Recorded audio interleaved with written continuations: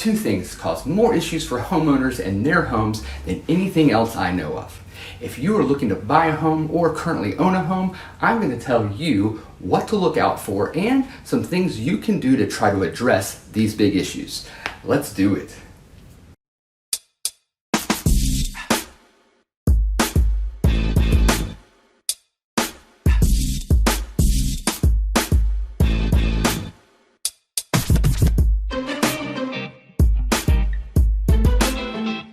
I can't tell you how many times I am out with buyers and they fall in love with the home without noticing some big issues. What are those two big things that battle against your home?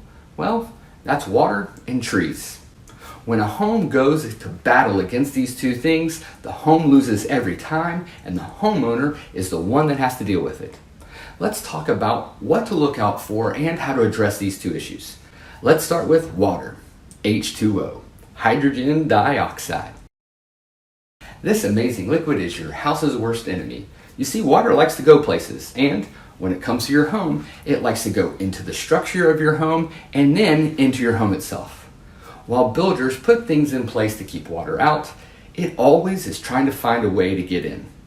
When looking at homes, one of the first things I look for is the grading of the land around the house.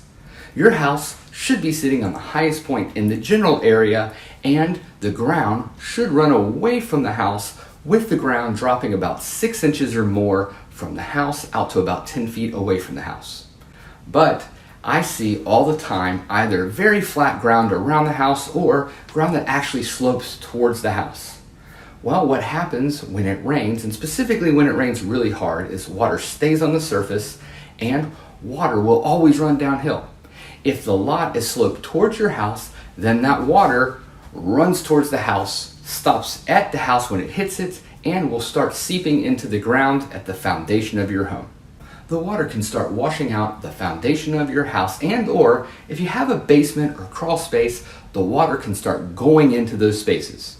You see, basements have cinder blocks or poor concrete foundations, and what most people don't know is concrete is porous. Water will run through concrete if there is enough present.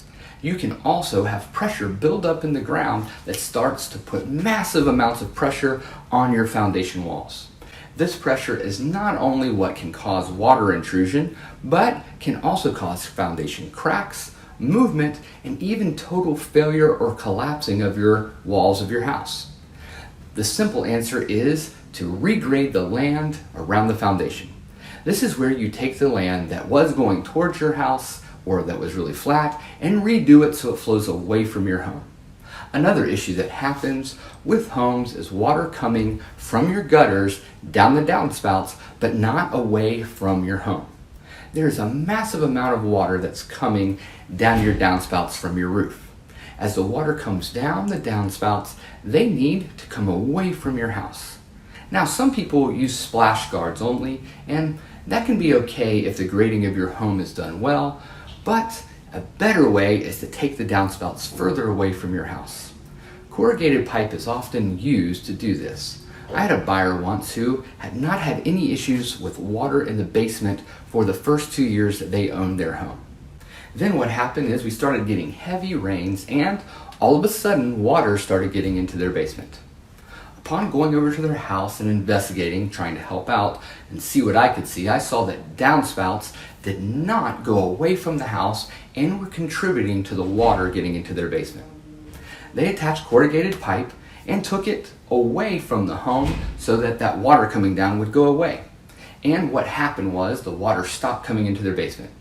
Now they decided to take it a step further by waterproofing their basement, but simply taking the water away from their house seemed to do the trick.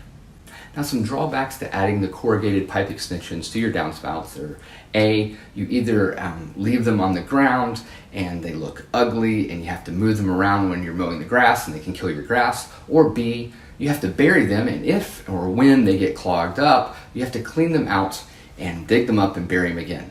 So if you're going to bury them, I highly recommend some kind of gutter guard on your gutters to help prevent clogging. And why do we need gutter guards? Well, because of leaves from trees. I love trees. Look, let me say that again. I love trees. Just not next to my house or driveway. Look, trees are beautiful and they provide shade, and in the fall they have some amazing colors in Georgia. But trees do other things too, like grow.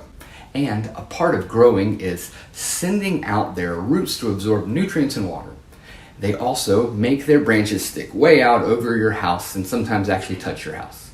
And their leaves love to fall off each year. Each of these things is an issue. Leaves falling off means cleanup and either cleaning your gutters regularly or buying a gutter guard. Then there are limbs that touch your house or just above your house. While I know they are providing shade, which can keep your home cool in the hot summers, do you know what else they provide? They provide a highway for insects and rodents to get onto your roof. And if those things just stayed there on your roof, it would be all good, but no. You see, those insects and rodents like to explore, and while exploring, they find nice places to find shelter, water, and food. That nice place is your house. It's almost expected now that when I see a tree limb touching a house or very close to a house that my clients are buying, that when the inspection report comes back, there's almost always evidence of rodents in the attic. And those rodents in the attic are usually squirrels, which I can handle, but I certainly don't want them in my house, or they're roof rats, which I can't handle. I would just set it ablaze to my entire home to kill the things before I have to deal with roof rats. Okay, that might be taking it a little far, but you know what I mean. If you are a tree lover, you will definitely want to cut back those limbs. The other thing that limbs like to do is fall on your roof, which can cause damage to your shingles. When trees are not trying to attack your house with their limbs, then they try and go a different route, and that is underground. Tree roots are ridiculously strong. Driveways can become off-road obstacle courses if a tree decides it wants to put its roof under the driveway or through the driveway. And man, those things like to clog up your sewage pipes. Whether your pipes are going to the city and county sewer system or they're going to your septic tank, trees don't care. They can and will wreak havoc to the pipes that are in your yard. For those home buyers out there or current homeowners, all these issues can be fixed. Sometimes cheaply and other times can cost tens of thousands of dollars. As you go looking at homes, keep these things in mind. As a realtor, I'm constantly on the lookout for these items when I'm showing homes to my clients. If you found this video helpful, then smash that thumbs up button. I'm Jonathan McCoy with Keller Williams Realty, Chattahoochee North, and I post videos just like this one discussing all things real estate, as well as videos about living, working, playing, and breathing all things Atlanta and the metro Atlanta area. If you have any questions about real estate or about anything I present in this video, please feel free to reach out. Thanks, and I will see you next time.